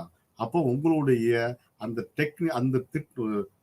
மூளைகளை வந்து என்ன தோணுது, இதான் இங்க் பிளாட் டெஸ்ட் மாதிரி. அப்போ ஒரு தனி நபரின் எண்ணங்கள், அச்சங்கள், ஆசைகள், தேவைகள் மற்றும் மோதல்களை மதிப்பீடு செய்வதற்கு தெளிவற்ற படங்கள் அல்லது தெளிவற்ற தூண்டுகளை முன்வைக்கக்கூடிய திட்ட நுட்பங்களை நாம் கொடுக்கிறோம். அந்த தெளிவற்ற படங்களின் மூலமாக அவர்கள் சொல்லக்கூடிய வார்த்தைகள், அவர்கள் சொல்லக்கூடிய செயல்கள், அது எனக்கு ஒன்றும் தெரியல, அது ரொம்ப நெகட்டிவா தெரியுது, அது எனக்கு பார்க்க பயமா இருக்குன்னு சொல்லுவாங்க. வானத்தை பார்க்க பயமா இருக்கு. அந்த மாதிரியான விஷயங்களை வச்சு அவங்க நம்ம என்ன பண்றோம், அவங்களுடைய பர்சனாலிட்டியை அசஸ் பண்றோம். இது ஒரு விதமான டெக்னிக். நம்பர் 1 என்ன சொன்னா, செல்ஃப் ரிப்போர்ட் இன்வென்ட்ரிஸ், அதன் மூலமாக ஒரு அசஸ்மெண்ட். அடுத்து ப்ரொஜெக்டிவ் டெக்னிக்ஸ் மூலமாக ஒரு அட்ஜஸ்ட்மெண்ட், திட்ட நுட்பங்கள் மூலமாக, இந்த இங்க் பிளாட் டெஸ்ட்ல. அடுத்து இது 2 டெஸ்ட் தான். அடுத்து சோசியல் ஸ்கில்ஸை எப்படி நம்ம அசஸ் பண்றது, சமூக திறன்களை எவ்வாறு மதிப்பீடு செய்வது. சமூக திறன்கள் அப்படின்னா என்ன அப்படின்னா, நம்ம ஒரு தனி மனிதன் எவ்வாறு சமூகத்தோட தொடர்பில் இருக்கிறார், எவ்வாறு மற்ற மனிதர்களுடன் தொடர்பை ஏற்படுத்திக் கொடுக்கிறார், எவ்வாறு அவங்களுக்கு உதவி புரிகிறார், எவ்வாறு அவர்களிடமிருந்து இவ்வாறு உதவியை பெறுகிறார். இது மாதிரியான ஒரு வாழ்க்கைக்கு தேவையான ஒரு சோசியல் ஸ்கில்ஸ், சமூக திறன்களை நம்ம வந்து எவ்வாறு மதிப்பீடு செய்கிறது அப்படின்னா, மக்களிடையே தொடர்புகளை ஏற்படுத்த சமூக திறன்கள் என்பது அவசியமாக பார்க்கப்படுகிறது. எந்த நேரத்திலும் கற்பவர்கள், ஆசிரியர்கள், சகாக்களுடன் எவ்வாறு தொடர்பில் இருக்கிறார்கள். அப்ப அந்த சமூக திறன்கள் அவசியத்தை குழு வேலைகளில் எவ்வாறு ஈடுபடுகிறார்கள். இது ஒத்துழைப்பு, இணைப்பு, தொடர்பு மற்றும் ஒருங்கிணைப்பு போன்ற திறன்களை உள்ளடக்கியதாக பார்க்கப்படுகிறது. சமூக ஸ்கில்ஸ்ல என்ன ரொம்ப முக்கியமான விஷயம்னா, ஃபர்ஸ்ட் கோஆபரேஷன், ஒத்துழைப்பு, கோஆர்டினேஷன், இணைப்பு, லிங்கேஜ், தொடர்பு, மற்றவர்களும் தொடர்பு, மற்றும் எவ்வாறு ஒருங்கிணைக்கிறது போன்ற விஷயங்களை வந்து நம்ம முக்கியமா பார்க்கிறோம். இது எவ்வாறு ஒரு மனிதனுக்கு இருக்கு. இந்த 4 விஷயங்கள் வந்து நம்ம லாஜிக்கா நம்ம சரியா பண்ணிட்டோம் அப்படின்னா, ஒரு மனுஷனுடைய தனிநபருடைய வாழ்க்கை, தனிப்பட்ட வாழ்க்கையும் சரி, ஒரு குடும்ப வாழ்க்கையும் வந்து வெற்றியாகத்தான் இருக்கும். அதுக்கு எவ்வாறு பண்றது. அப்ப இந்த சமூக திறன்களை வந்து மதிப்பீடு செய்வதற்கு நாம சில அனுமானங்களை, திறன்கள் என்பது என்னன்னா கற்றுக்கொள்ளக்கூடிய ஒரு விஷயங்கள். இது வந்து காலங்காலமாக வராது. பக்கத்தில் ஒருத்தவங்களை பார்த்து, நண்பர்களை பார்த்து, உறவினர்களை பார்த்து, பக்கத்து வீட்டுக்காரரை பார்த்து நாம் கற்றுக்கொள்ளக்கூடிய விஷயங்கள். அப்போ சமூக திறன் என்பது கற்றுக்கொள்ளக்கூடிய ஒரு விஷயம். அப்ப அந்த கற்றுக்கொள்ளக்கூடிய விஷயங்கள்ல நமக்கு என்னன்னா, அது நிறைய கத்திருப்பாங்க, இல்ல கத்துக்கிறாம இருப்பாங்க. இந்த அபார்ட்மெண்ட் லைஃப் எல்லாம், அந்த அபார்ட்மெண்ட்ல வாழக்கூடிய லைஃப் எல்லாம் வந்து அதை கற்றுக்கொள்ளாமே போயிருவாங்க. ஏன்னா அவங்க மண்டலையே அதிகமாக பார்க்கக்கூடிய ஒரு விஷயங்கள் இல்லை. அப்போ கொஞ்சம் கொஞ்சமா கத்துக்கிட்டு இருப்பாங்க. அப்போ இது நம்ம வந்து பாசிட்டிவ், நெகட்டிவ்னு சொல்ல வேண்டிய அவசியம் இல்லை. அப்ப சமூக திறன் என்பது கற்றுக்கொள்ளக்கூடிய ஒரு விஷயம். ஒவ்வொரு கூட்டுறவு பாடமும் சமூக திறன்களின் பாடமாக பார்க்க, ஒவ்வொரு கோஆர்டினேஷனுமே வந்து சமூக திறன்களாக பார்க்கப்படுகிறோம். அப்ப குழு பணி, எல்லாரும் சேர்ந்து எவ்வாறு ஒரு வேலை செய்வது, அடுத்து குழு பணி திறன்களின் விதிகளை எவ்வாறு பின்பற்றக்கூடியது, இது எல்லாம் வந்து நம்ம பார்க்கிறோம். அப்போ இந்த பாடத்துல நம்ம என்ன பார்த்தோம் அப்படின்னா, நம்மளுடைய இந்த அலகு 14 என்னென்ன பார்த்துக்கோ இது வரைக்கும் அப்படின்னா, திறன்களை மதிப்பிடுதல். திறன்கள் என்றால் என்ன, எபிலிட்டி, ஸ்கில்ஸ்னா என்ன, எபிலிட்டிக்கும் ஸ்கில்ஸுக்கும் உள்ள வேறுபாடுகள் என்ன, திறன்களுடைய வகைகள் என்ன, அதுல அறிவாற்றல் திறன் எப்படி பண்றது, அறிவாற்றல் திறன்களுக்கு வந்து reasoning, thinking, problem solving, comprehension, overall intelligence இதெல்லாம் பயன்படுத்தி எப்படி வளருது.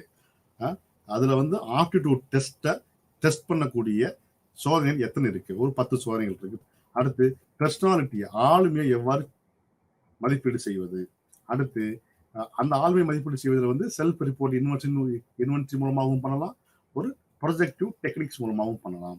அடுத்து சோசியல் ஸ்கில்ஸை எவ்வாறு மதிப்பீடு செய்வது அப்படின்னு பார்த்துட்டோம். அடுத்து வந்து அழகு 15, 16 வந்து என்ன பார்க்கணும் அப்படின்னா ஐசிடி மற்றும் மதிப்பீடு இதில் பார்க்கணும். இந்த ஐசிடி என்ற மதிப்பீடுல இன்ஃபர்மேஷன் அண்ட் கம்யூனிகேஷன் டெக்னாலஜி மூலமாக நாம் எவ்வாறு வந்து மதிப்பீடு செய்கிறோம் அப்படின்னா, இதுல நம்ம வந்து மதிப்பீட்டிற்காக கணினிகளை பயன்படுத்துவதில் நன்மைகள் என்ன.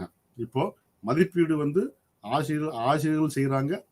இப்போ இந்த அப்ஜெக்டிவ் டைப் மாதிரியான விஷயங்களை வந்து கம்ப்யூட்டரே செஞ்சுக்கிறது.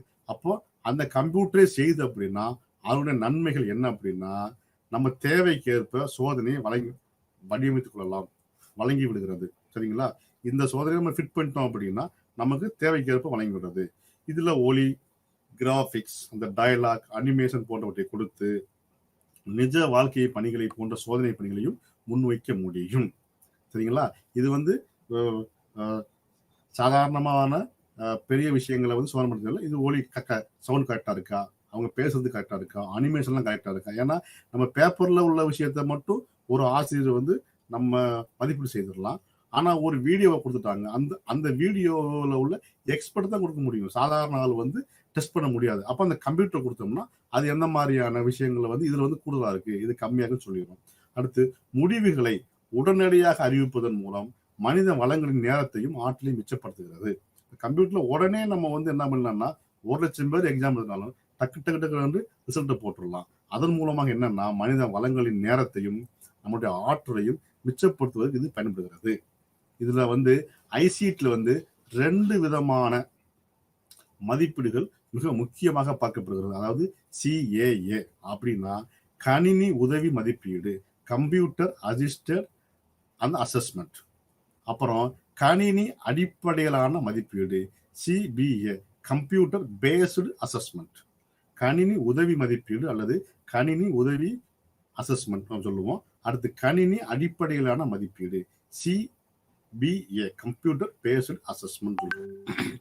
இதில் அடுத்து இணைய அடிப்படையிலான மதிப்பீடு, வெப் மதிப்பீடுகளை திட்டமிடுதல் மற்றும் வழங்குதல், தானியங்கு குறியிடுதல் மற்றும் மதிப்பீட்டோடு தொடர்புடைய தரவுகளை புகாரளித்தல், சேமித்தல் மற்றும் மாற்றுதல். இப்ப எல்லாமே வெப்சைட்லயே வச்சுக்கிறாங்க. அதான் வெப் பேஸ்ட் அசஸ்மெண்ட். இதுக்கு இவ்வளவு மார்க் போடணும், இதுக்கு இந்த மாதிரியான கொஸ்டின் இந்த மாதிரி பண்ணணும், இந்த மாதிரி சோதனை பண்ணணும். இப்படி இருந்துச்சுன்னா இந்த இவ்வாறு தகவல் இவ்வளவு தவறு இருந்துச்சுன்னா அவங்கள பத்திய நமக்கு ஃபீட்பேக் கொடுக்கணும், அதான் புகார் அளிக்கிறது. அப்படின்னு எல்லாமே கம்ப்யூட்டர் நம்ம ஃபிக்ஸ் பண்ணிடுறோம். வெப்ல ஃபிக்ஸ் பண்ணிட்டோம்னா அது நமக்கு எல்லாமே கொடுத்துரும். அதுதான் வந்து வெப் பேஸ்டு அசஸ்மெண்ட். அப்ப இணையம் அடிப்படையிலான மதிப்பீட்டில் மதிப்பீடுகளை திட்டமிடுதல் மற்றும் வழங்குதல், தானியங்கும் குறியிடுதல் மற்றும் மதிப்பீட்டோடு தொடர்புடைய தரவுகளை புகாரளித்தல், சேமித்தல் மற்றும் மாற்றுதல் ஆகிய அனைத்து செயல்முறைகளிலும் டிஜிட்டல் தொழில்நுட்பங்களை பயன்படுத்துகிறோம். அதான் வெப் பேஸ்டு.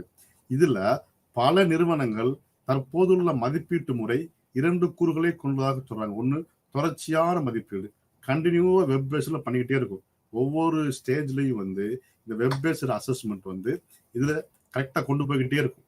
இது தவறு, இதை மாத்துங்க அப்படின்னு கொண்டு போயிட்டு இருக்கும். இன்னொன்னு வந்து இறுதி மதிப்பீடு, மொத்தமா ஹோல் அசஸ்மெண்ட் பண்ணி இது சரி தவறு என்று சொல்லி விட்டுரும். அடுத்து இதுல வந்து இந்த tools for assessment objective items. இந்த கணினி அடிப்படையில நம்ம அசஸ்மெண்ட் பண்றோம், அப்ஜெக்டிவ் சொல்றோம் அப்படின்னா ஒன்னு computer based assessment maybe treated as the use of digital technology. எதுக்கு பயன்படுத்துற CBAனா collect the data, process the data and report the result that adjustment அப்படின்னு பண்ணும்போது இதுல 4 காம்போனன்ட்ஸ், 4 முக்கியமான விஷயங்கள் வந்து இந்த CBAல பயன்படுது. ஒன்னு வந்து அசஸ்மெண்ட் ஜெனரேஷன், அது எந்த அட்ஜஸ்ட்மெண்ட் ஜெனரேஷன், அது வரக்கூடிய அந்த எப்படி ஜெனரேட் பண்ணக்கூடிய விஷயம் அசஸ் பண்ணுது. அந்த இதை எப்படி டெலிவரி பண்ணுது, அசஸ்மெண்ட் டெலிவரி. அடுத்து எப்படி ஸ்கோரிங் கொடுத்து இன்டர்பிரேஷன் கொடுக்குது, assessment scoring and interpretation. And அந்த விஷயங்களை எப்படி அதை வந்து சேமிச்சு வச்சு கொள்வது, ஸ்டோரேஜ் பண்ணுது, ரிட்ரைவல் பண்ணுது, அண்டு டிரான்ஸ்மிட் பண்ணக்கூடிய விஷயங்கள் என்ன, இது சிபிஏ. இந்த சிபிஏல அடுத்து குறிக்கோள் வகை கேள்விகள் சொல்லுவாங்க. குறிக்கோள் வகையான கேள்விகள் multiple choice, fill in the Blanc, multiple responses and text போன்ற பல்வேறு வகையான புறநிலை வகை கேள்விகள் உள்ளன. இதெல்லாம் வந்து குறிக்கோள்னா அப்ஜெக்ட் டைப் கேள்வியில வந்து அப்ஜெக்டிவ் டைப் டெஸ்ட்ல வந்து இந்த 4 விதமான கேள்வித்தாள்கள் தான் இருக்கும். ஒன்று மல்டிபிள் சாய்ஸ் இருக்கும், இல்லை ஃபில் இன் தி பிளாங்க் இருக்கும், இல்லை மல்டிபிள் ரெஸ்பான்ஸ் எவ்வாறு புறநிலை கேள்வியாக உள்ளது.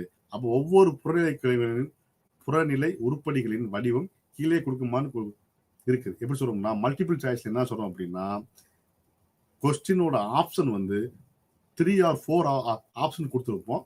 presented in the where only one option is correct. Options can be text, image or combination of both. இப்போ இந்த வெப் பேஸ்டில் இந்த மல்டிபிள் சாய்ஸில் வந்து 3 அல்லது 4 ஆப்ஷன் கொடுத்துருப்பாங்க, ABCDன்னு. அதில் 1 மட்டும் கரெக்ட், மற்ற 3 வந்து தவறு. அந்த ஆப்ஷன்ஸே எப்படி இருக்கும் அப்படின்னா, ஒன்று டெக்ஸ்டாக இருக்கும், இல்லை லெட்டராக இருக்கும், இல்லை இமேஜாக இருக்கும், இல்லை நம்பராக இருக்கும், இல்லை எல்லாமே சேர்ந்த மாதிரி ஒரு இருக்கலாம். இது வந்து மல்டிபிள் சாய்ஸ் வரக்கூடியது. அடுத்து ஃபில் இன் தி பிளாக்ல வந்து ஒரு பாராகிராஃபா கொடுத்துருக்கேன். அதாவது ஒரு நேர்கோட்டில் சில வார்த்தைகள் மட்டும் இல்லாமல் இருக்கும், அதுக்கப்புறம் சில வார்த்தைகள் வரும். அதை எப்படி நீங்கள் ஃபில் பண்ணுறீங்க, இது fill in the blanks test பேக்கில் வரும். அடுத்து மல்டிபிள் ரெஸ்பான்ஸ் கொஸ்டின் எப்படி இருக்கும் அப்படின்னா, there is more than one correct option that needs to be selected for a multiple choice question. அப்போ நிறைய வந்து more than one correct answer, அதாவது நிறைய இருக்கும், நிறைய சரியான ஆன்சர் இருக்கும். அதுல வந்து வெரி நியரஸ்ட் ஆன்சர், வெரி சூட்டபிளான ஒரு ஆன்சர் தேவைப்படுறதா மல்டிபிள் ரெஸ்பான்ஸ் கொஸ்டின் டைப். அடுத்து டெக்ஸ்ட் பாக்ஸ் சொல்லுவாங்க. இந்த டெக்ஸ்ட் பாக்ஸ்ல questions that require answer to be typed, நம்ம டைப் பண்ணி அதை வாங்கக்கூடிய விஷயங்கள் வந்து டெக்ஸ்ட் பாக்ஸ்ன்னு சொல்லுவோம். குவிஸ் தெரியும் நமக்கு, நம்ம சொல்லக்கூடிய இதுக்கு வந்து அடுத்து என்ன சொல்றது, நம்ம ஒரு கேள்வி கேட்குறோம், அதுக்கு அவங்க வந்து எந்த மாதிரி ஆன்சர் பண்ணாங்க. தெர் ஆர் வேரியஸ் சாஃப்ட்வேர் இருக்கு இந்த குவிஸ்க்காக. அது வந்து வெப் பேஸ்டில் ரொம்ப முக்கியமான ஒரு விஷயமா இருக்கும். அடுத்து வந்து அழகு 16 வந்து நிறைய விஷயங்கள். இந்த மதிப்பீட்டுக்கு வந்து என்னென்னா, நிறைய வந்து மதிப்பீடுகள் வந்து இந்த NEP நேஷனல் எஜுகேஷன் பாலிசி 2020 நிறைய மதிப்பீடு அசஸ்மெண்ட் போர்டு வச்சிருக்காங்க. ஒன்று வந்து NPA national bureau of assessment, அடுத்து NAC national assessment and accreditation கவுன்சில்னு சொல்லுவாங்க, NAC. அடுத்து MCI. இப்போ NAC வந்து ரொம்ப முக்கியமாக பார்க்கப்படுகிறது. எல்லா கல்லூரிகளுக்கும் எல்லா பல்கலைக்கழகங்களுக்கும் NACன்னு ஒன்று இருக்கு. அடுத்து MCI Medical Council of India, அது வந்து மெடிக்கல் காலேஜில் உள்ள விஷயங்களுக்கு வந்து அக்ரிடேட் கொடுக்கறதுக்காக MCI. அடுத்து NCTE National Council for Teacher Education, இது டீச்சர் எஜுகேஷனுக்கு அசஸ்மெண்ட் பண்ணக்கூடியதுக்கு NCTE. அடுத்து BCI Bar Council of India, அந்த லா சம்பந்தப்பட்ட விஷயங்களை வந்து அக்ரிடேட் பண்ணுறதுக்காக வந்து BCI பயன்படுது. அடுத்து AICTE All India Council for Technical education, அந்த டெக்னிக்கல் எஜுகேஷன் அதாவது அந்த தொழில் கல்விகளுக்கு உரிய அந்த அங்கீகாரம் கொடுப்பதற்காக AICTE இருக்கு. அடுத்து DEC இருக்கு, இது வந்து டிஸ்டன்ஸ் எஜுகேஷன் கவுன்சில்னு சொல்லுவாங்க, டெப்னு இப்போ மாற்றிருப்பாங்க, இப்போ DEC. அடுத்து CBSE நமக்கு தெரியும், இந்த ஸ்கூலில் Central Board of Secondary Education. இதெல்லாம் விட UGC, இது எல்லாமே எங்கே வருதுன்னா UGC கீழே வருது. இதெல்லாம் நேஷனல் போர்ட் ஆஃப் அக்ரிடேஷன் வந்து UGC கீழே வருது. அப்போ முக்கியமான அந்த அக்ரிடேஷன் கவுன்சில் மட்டும் நமக்கு வந்து நோட் பண்ணிக்கிறோம். ஒன்று வந்து NBA, NAC, Medical Council of India MCI, National Council for Teacher Education அதாவது NCTE, அடுத்து Bar Council of India for எதுக்காகன்னா அந்த லா சம்பந்தப்பட்ட படிப்புகளுக்காக. அடுத்து AICTE All India Council for Technical Education, அடுத்து DEC, CBSE, UGC. இது எல்லாமே வந்து இந்த NEP 2020 வந்து அந்த நேஷனல் கவுன்சில் இது தேசிய கல்விக் கொள்கையில வந்து இதெல்லாம் நோட் பண்ணிருக்காங்க. இது மீதி வரக்கூடிய விஷயங்களை வந்து அடுத்த